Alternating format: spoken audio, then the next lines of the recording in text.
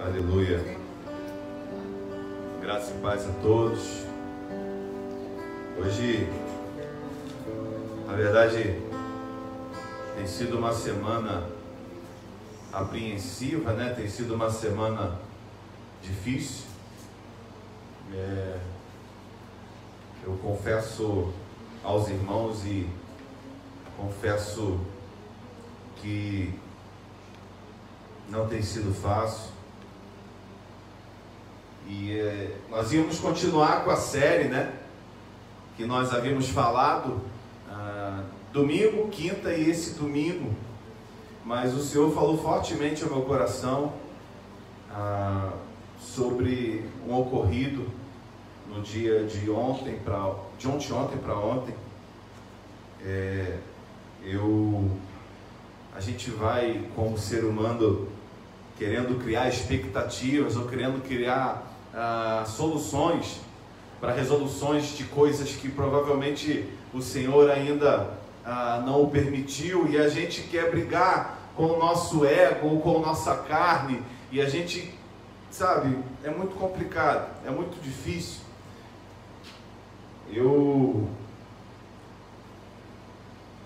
A gente, como família aqui, eu creio que alguns familiares meus estão assistindo, e talvez outros assistirão depois.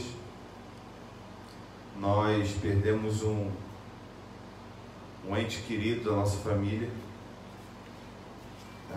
provavelmente com essa doença do século, né?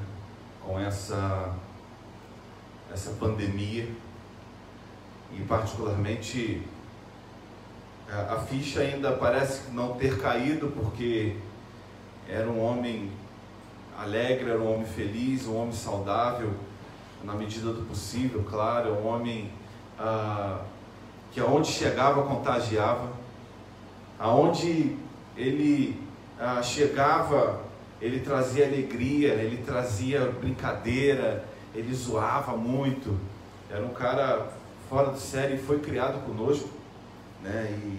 E isso me abalou muito quando sua esposa me ligou na sexta, na verdade mandou uma mensagem na sexta. Eu passei a madrugada orando por ele, eu passei horas e eu não conseguia praticamente dormir direito, dormia, acordava.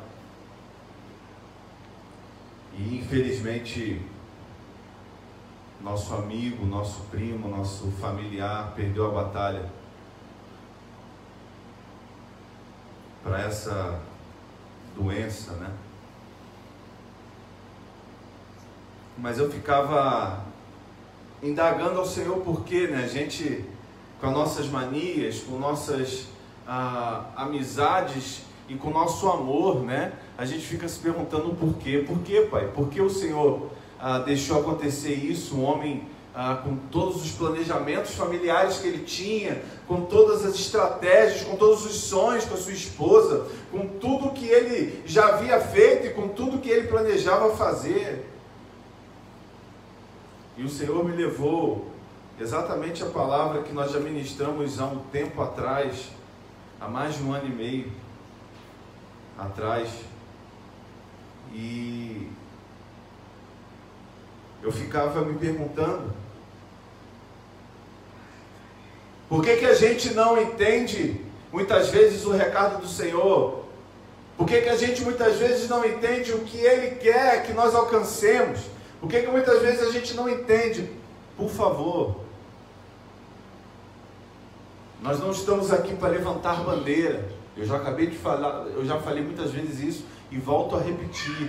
Nós não estamos aqui para levantar bandeira. Claro, há uma nomenclatura lá fora da igreja, que no nosso caso é o projeto Geração Livre da Taquara. Há uma nomenclatura em outras igrejas, mas cara, era exatamente, eu não sei quantos já viram aqueles filmes medievais, ou filmes dentro da Cruzada, ou o filme do William Wallace, enfim, eram exatamente isso.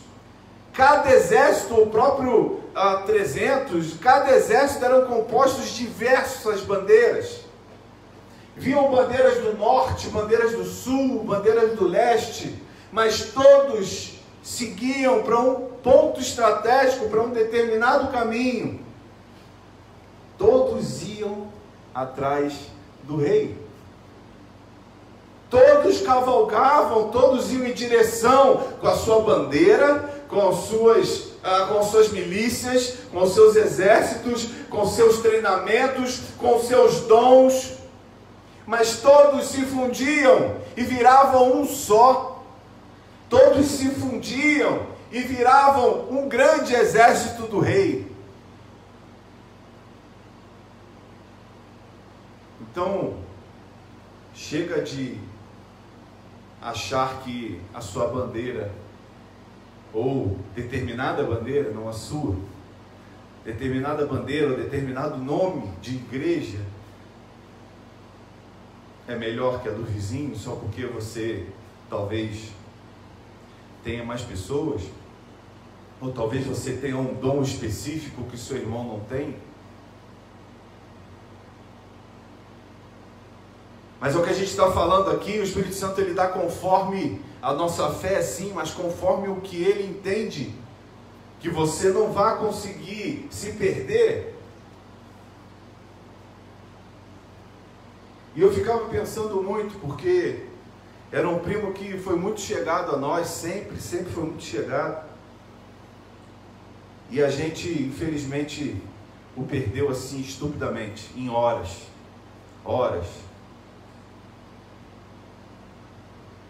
E precisamos começar a entender as coisas assim, cara. As coisas estão acontecendo muito rápido. Eu falava com a minha esposa hoje e era exatamente, a gente ficava, na verdade você que tem a oportunidade de ver as ministrações do Billy Graham ali na década de 80, da começo da década de 90, ele vai ministrar, ele ministrou, né, lógico, mas ele vai ministrar exatamente sobre isso. Por que você acha que você vai fazer planos para um futuro miraculoso, se você nem detém a chave da morte do inferno, se você não detém o amanhã, se você não detém o que você será daqui a 10 minutos, cara? E esse episódio, querido, me fez repensar muito. Não aconteceu fisicamente, mas aconteceu mentalmente. Houve uma metanoia, houve uma mudança de chave, porque a gente não pode mais fazer planos futuros se só a Ele pertence todas as coisas futuras. Mas pastor, o que o Senhor está dizendo? Eu queria abrir com você, para nós começarmos a discernir as coisas. Efésios 5.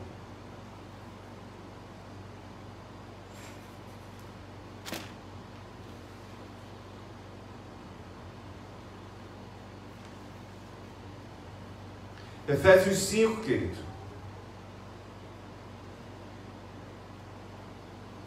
E eu vou deixar um recado aqui na live diretamente. Eu estava com muita vontade nesses dias de falar algumas coisas, mas pela nossa ética e pela nossa criação, né? Pela criação que mamãe me deu, a gente se segura, mas que dá vontade de soltar umas rajadas de verdade nessa internet, dá.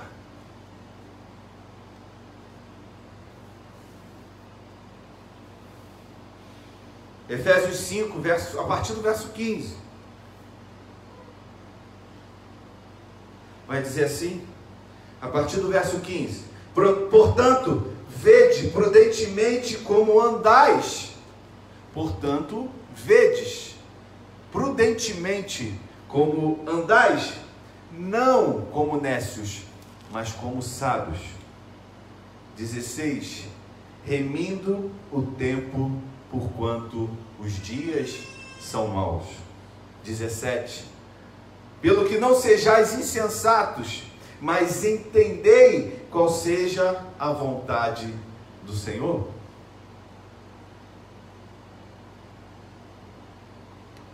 Eu queria começar com você do verso 15, quando ele vai dizer a respeito de, portanto, vede prudentemente como andais. É engraçado que nós estamos fazendo uma busca um pouco mais minuciosa dos textos, que eu quero passar para vocês um conhecimento maior, um conhecimento geral, dentro de um propósito, onde, infelizmente, como a gente sempre está falando aqui, a nossa língua portuguesa ela é um pouco pobre nas riquezas de detalhes, né? Então, quando o autor Paulo está dizendo à igreja de Éfeso, na verdade a comunidade, ele está dizendo o seguinte: portanto, vede prudentemente. O advérbio prudentemente, ele vem do grego akribos, que significa com precisão, que significa minucioso, que significa cuidadosamente. Ou seja, portanto, vede prudentemente como andais. Portanto, vede com precisão aonde vocês estão indo. Portanto, sejam cuidadosos em tudo o que vocês estão fazendo. É isso que Paulo está dizendo à igreja. Só que no verso 16, olha que interessante. Ele vai relatar o seguinte: remindo o tempo. Essa é a palavra do culto de hoje. Remindo o tempo. Olha que interessante o original da palavra remindo aqui, dentro desse contexto, aqui no verbo, na verdade, na escritura grega. Remindo, na verdade, ele tem um significado de resgatar, recuperação e compra novamente do que foi perdido. Remindo, ele está dizendo resgatando. Algumas versões aí de vocês vai dizer já resgatando o tempo, as mais novas, né? Mas a minha versão atualizada, ele vai dizer remindo o tempo, mas ele vai dizer resgatando o tempo em algumas versões, mas ele vem do grego recuperando e comprando novamente o que foi perdido. Ele está dizendo isso, preste atenção, comprando o tempo que lhe foi perdido, comprando o tempo em que você estava perdido, ou se perdeu, ou você literalmente gastou. Eu peguei um texto, na verdade foram dois textos que eu peguei para elucidar essa palavra. Um texto de Thomas Cock e um texto de John Wesley. Olha que interessante. Thomas Cock ele vai dizer assim: esforça-te para recuperar e trazer na medida do possível. Olha isso. O tempo que infelizmente foi perdido e jogado fora nas enormidades da sua vida pagã, usando diligentemente o que resta e estudando para melhorar da melhor forma possível. Propósitos valiosos, para os quais você deve ter o cuidado de abraçar a presente oportunidade, porque os dias em que vivemos são maus, em que estamos todos os lados cercados de perseguições e perigos. E Deus sabe apenas quanto tempo nossa liberdade ou nossa vida pode ser levado embora. Esse texto me fez pensar exatamente isso. Quantos planos se tinha um jovem de 40 anos? Quantos planos se foram feitos na base de que você, no mínimo, viveria 80 ou 90? Quantos planos você tem feito hoje? Talvez de enriquecer, talvez planos de ser bem-sucedido antes de constituir uma família, talvez planos de acabar a faculdade, talvez planos de viajar o mundo inteiro antes de ter filhos.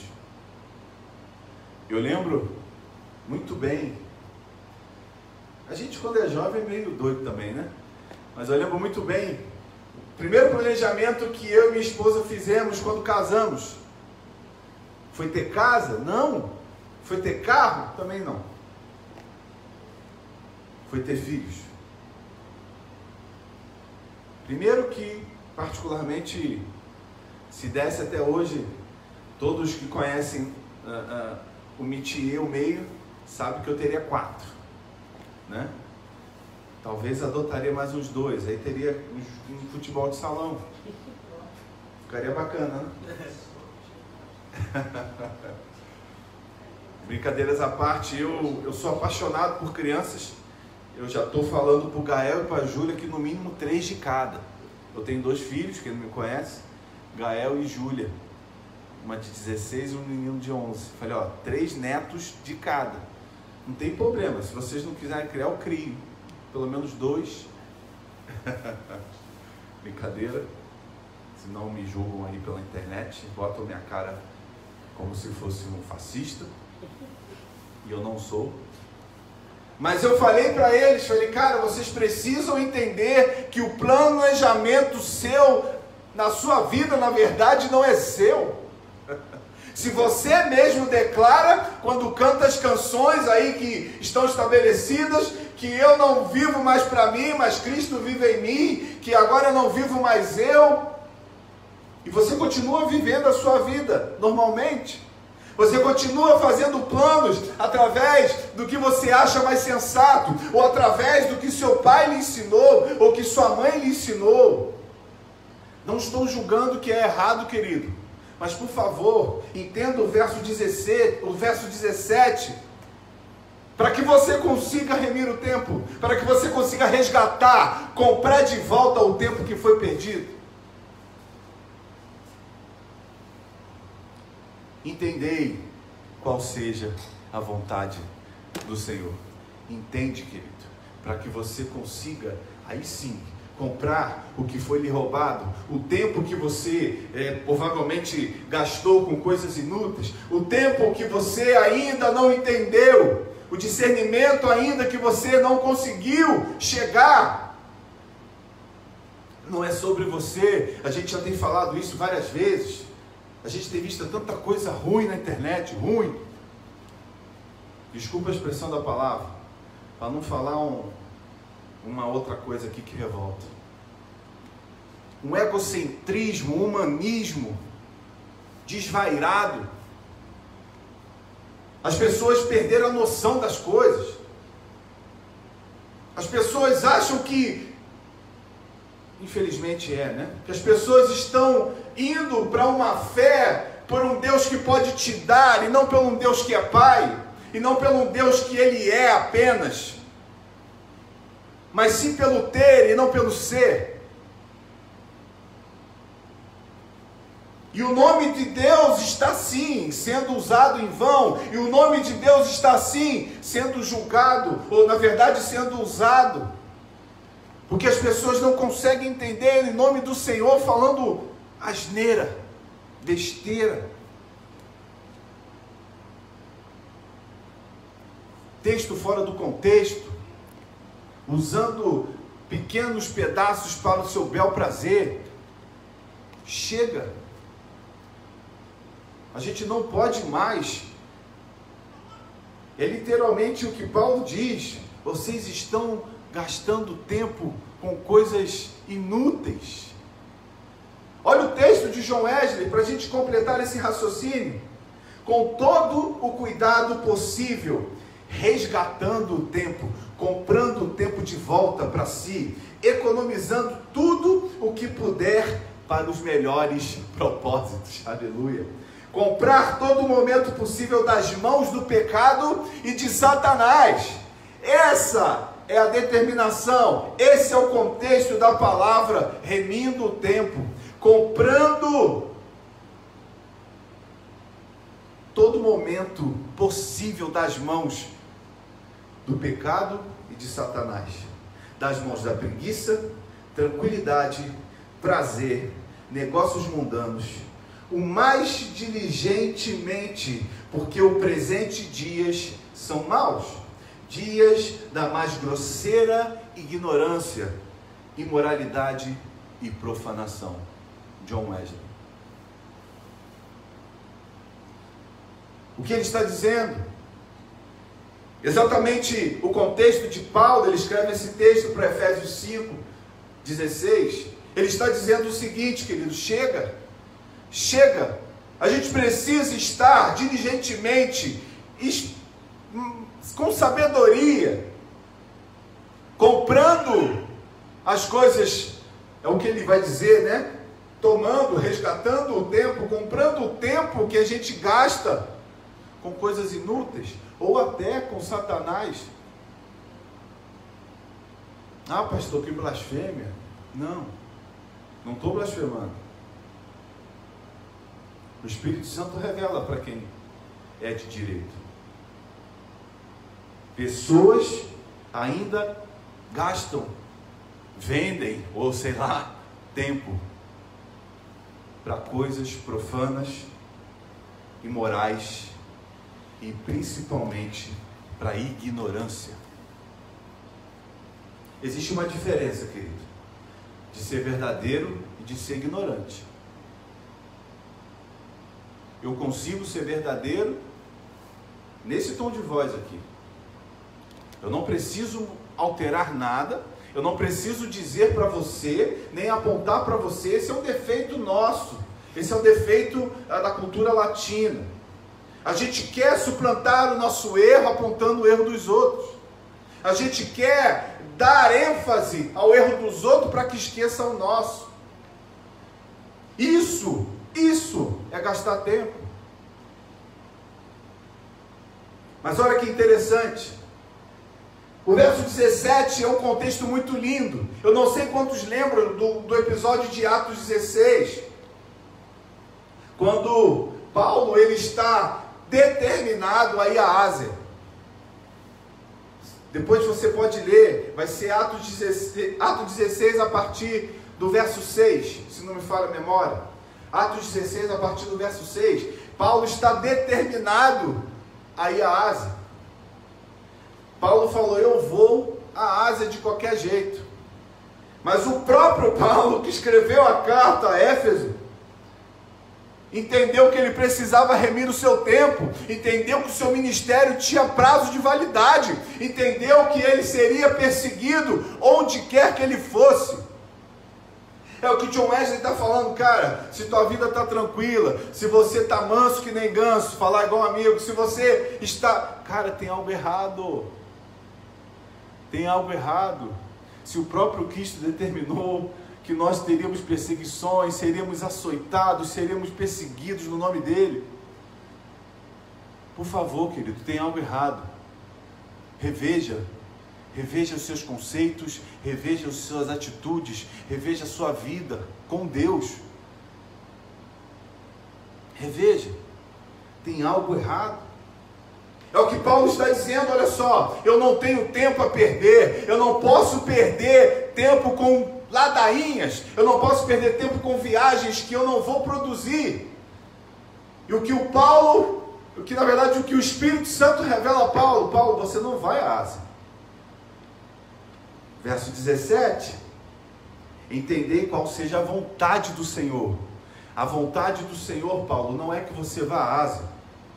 Então tá bom, entendi. Então beleza, pela minha carne de novo, eu vou a Bitínia.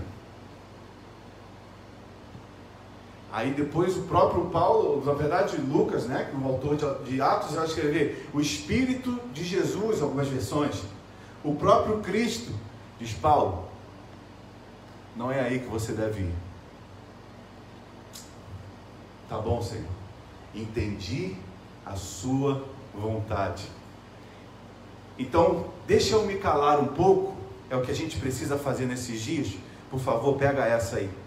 Vou falar igual o coach agora, hein? Pega essa visão. Pega esse código. Tá, todo mundo está usando, vamos, né? Estou brincando. Pega isso no teu espírito, querido. Se o próprio Paulo está dizendo, se o próprio Paulo fala 2 vezes, eu vou à Ásia. Não vai não. Eu vou a Bitínia. Não vai não. Tá bom, deixa eu me calar para eu saber aonde eu devo ir. Deixa eu chegar no meu quarto e, no secreto, ouvir o Deus que revela em secreto. Deixa eu agora me calar. Alma, cala-te, que eu preciso ouvir uma revelação do alto, porque eu não posso mais gastar meu tempo com coisas inúteis, eu não posso mais desperdiçar meu tempo com quem não merece, eu não posso mais desperdiçar meu tempo com algo que não vai me render frutos ao Pai. Não é a mim, não é sobre nós, não é sobre quem está aqui, é sobre Ele, é a continuação do propósito dEle, é a continuação da missão da igreja.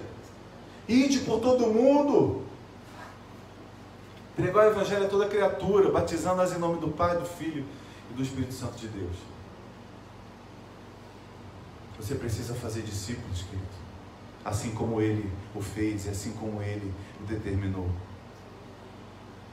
Então Paulo, ele entende, e o que ele faz? Ele se cala, e ele tem, umas versões vai dizer um sonho, outras versões vai dizer uma visão, e ele tem uma visão. Com quem? Com o povo da Macedônia. Um povo pedindo ajuda. Paulo, nos ajude. E o contexto de Macedônia, o que é? Ele monta, na verdade, determina igrejas em Macedônia, levanta líder em Macedônia, e provavelmente os estudiosos dizem que essa ida de Paulo à Macedônia é onde nasce a igreja de Filipe, onde se prorroga, né, na verdade, o Evangelho até os filipenses. E provavelmente, querido, por esse ato de Paulo, é que o Evangelho chegou aonde está hoje. Você imagina se Paulo fosse egoísta como eu e como você, a ponto de falar, não, eu vou à Ásia, porque a Ásia tem status mesmo. Eu vou à Ásia porque e na Ásia eu tenho aquele hotel de 5 estrelas que eu tiro a foto lá de cima e posto no Instagram. Ainda bota a frase, disseram que eu estava na pior, né? Não pode completar. Só que a gente começa a deixar a nossa alma, nossas vontades, os nossos desejos falar mais alto do que a vontade do Pai. O Pai está ali, ó, só esperando você se chegar a Ele. Entenda a paternidade de uma vez. Ele é um bom Pai. Ele é o Abba. Ele é o Paizinho. Entenda de uma vez isso. Por muitas décadas, ou talvez séculos, Deus foi formatado para caber dentro de uma caixinha, talvez, ou para caber dentro de um propósito seu. Nessa parte da minha vida, Ele é Deus. Nessa parte aqui, eu sou Deus. Muitas vezes isso, não querendo generalizar, mas muitas vezes dessa parte que eu estou falando, a gente lida nisso com dinheiro. Deus é Deus na igreja, Deus é Deus de milagres, Deus é Deus que vai me dar um carro, Deus é Deus que vai me dar uma casa. Mas o dízimo, a oferta, calma aí, Deus, deixa que dessa parada eu cuido. Sabe que nessa parte eu sou Deus, né? E eu sempre digo e volto a repetir, Deus não exige muito de você. Deus não quer muito de você. Deus quer a tua totalidade. Não adianta você se dar, você ser um crente, ou você ser um determinado ou denominado cristão 98%. Não adianta, querido. Se te falaram isso, se te apresentar um Deus de vitória, um Deus de milagre, um Deus de namanaia,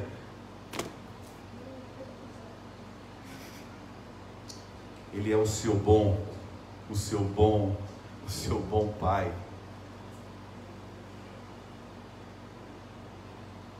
Ele é um Pai que está com os braços abertos esperando uma atitude sua que vai mudar a sua vida. Remindo o tempo, sabendo, entendendo que o tempo que você desperdiçou com coisas vãs, você precisa comprar de volta. Você precisa pegar, você precisa resgatar algo que já foi seu. Essa é a palavra em grego, resgatar o tempo que já foi seu.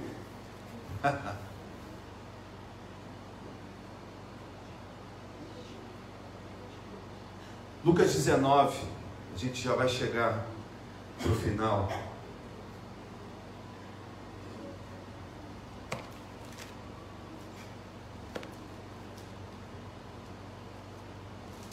Lucas 19.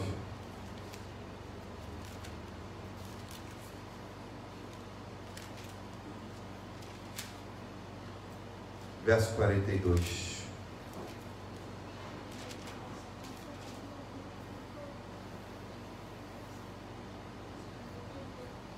Jesus está entrando em Jerusalém, sentado num jumento, jumentinho, né? Para as crianças que estão assistindo. Lucas 19, 42. Vai dizer assim: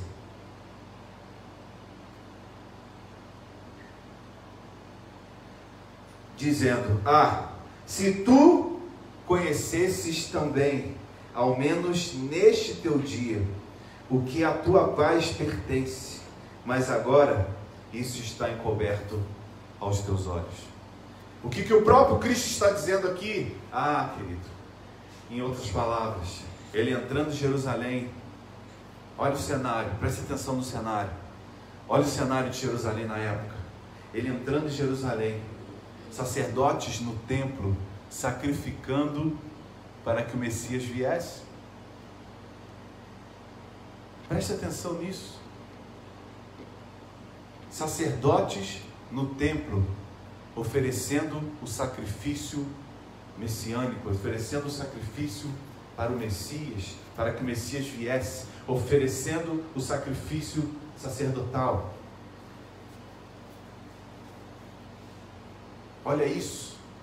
O que Jesus está dizendo? Jesus passando, entrando naquela festa onde é denominado, né, Domingo de Ramos, enfim. Algumas vertentes vai falar sobre isso, mas esse não é o foco. Ele entrando e dizendo: queridos, se vocês conhecessem exatamente o Jesus que está entrando, o Cristo ressurreto que está entrando aqui, você não falaria isso. O próprio Cristo passando pelos lugares de adoração, nas ruas de Jerusalém, montado em um jumento. O que Jesus está dizendo? Filho, não sacrifique para o Messias que já veio, não sacrifique o seu tempo em algo que já está escrito, não sacrifique, na verdade, não perca o seu tempo com sacrifícios vãos, não perca o seu tempo com sacrifícios inúteis. Você não moverá o coração do Pai com esse tipo de sacrifício. O Messias já veio, o Messias já morreu por mim, já morreu por você, já ressuscitou ao terceiro dia. Mas os sacerdotes ainda continuavam. Você imagina a cena, um sacrifício rolando aqui, e o próprio Cristo, o próprio Messias, entrando pelas ruas de Jerusalém, e a festa rolando, querido, e aquele alvoroço todo rolando. Esse é o que veio, esse é o que é o prometido. Mas o próprio Cristo diz o seguinte: se tu conhecesses também, ao menos nesse teu dia, o que a tua paz pertence, mas agora isso está encoberto aos teus olhos.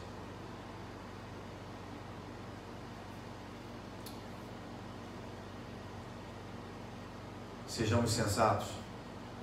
A paz que excede todo entendimento, ela só será plenitude na sua vida e na minha vida quando nós entendermos quem é que está entrando pelas ruas de Jerusalém, quem está entrando pela cidade, cara, quem está, independentemente, cara, da visão. Você imagina a visão, entrando um homem simples, humilde, em cima de um animal simples,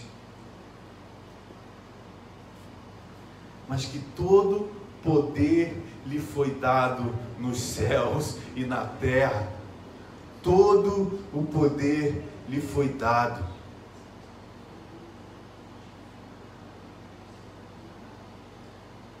Não é sobre você, não é sobre mim, não é sobre a jumentinha, não é sobre o sacrifício sacerdotal, é sobre esse cara, esse que estava em cima, esse cara que tinha acabado de falar isso.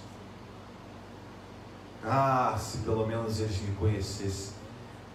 Ah, se pelo menos eles não apenas declarassem com os seus lábios, mas com o seu coração.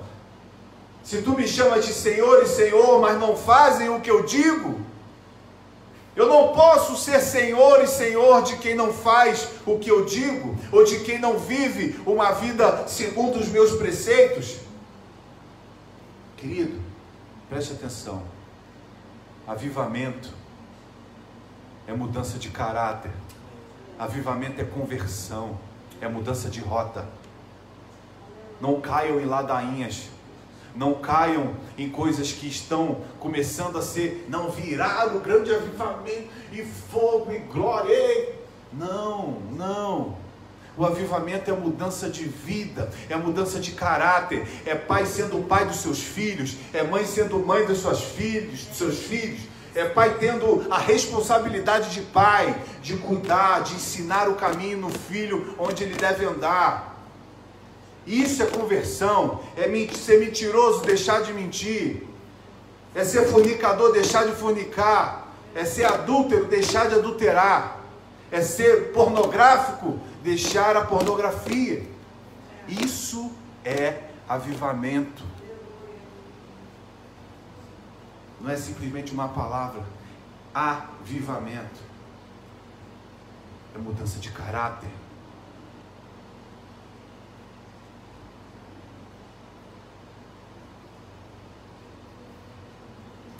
Eu vou deixar uma última frase de C.S. Lewis, fantástica, no seu livro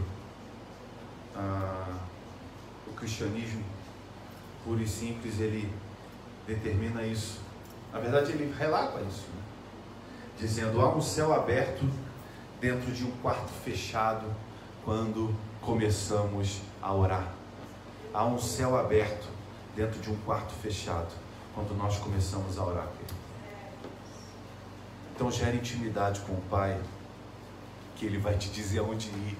Mesmo que você esteja pensando em ir à Ásia, como Paulo, mas o próprio Espírito aparece a ele e diz: não. Vamos resgatar o tempo perdido. Resgate o seu tempo perdido pro Senhor. Amém? Vamos orar? Pai, nós queremos glorificar o Teu nome, queremos Te engrandecer e agradecer por todas as bênçãos declaradas e liberadas em nossas vidas. Pai, em nome de Jesus, eu quero orar agora pelos corações enlutados, pela minha família, a família que perdemos um grande homem, um homem querido, um homem que tinha uma vida pela frente, mas como nós falamos aqui, a Ti pertence o tempo. Então, Pai, queremos remir esse tempo, para que Tua obra, para que Teu nome seja propagado o máximo, que chegue a homens como esse, que faleceu no dia de ontem. Obrigado, Pai. Em nome de Jesus, seja com a sua esposa Juliana, com a sua irmã, com o seu pai, com a minha família, na verdade, com meus tios, com as minhas tias, com a minha mãe, comigo, meu irmão.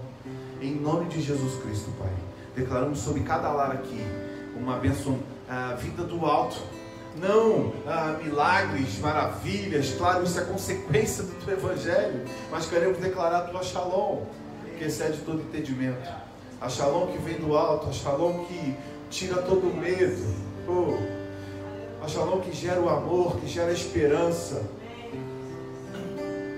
Como o pastor Alexandre Macedo diz, melhor do que ver ou do que ter o milagre é não precisar dele. E eu acho isso fantástico. Então, Pai, nos transforma no Teu milagre. Nos transforma no Teu milagre ambulante. Dia após dia, o incenso a Ti subirá. Porque não é sobre nós. Nada que fazemos aqui é para nós, ego. mas para o Senhor, para que o seu nome seja glorificado, em nome de Jesus. Amém, querido?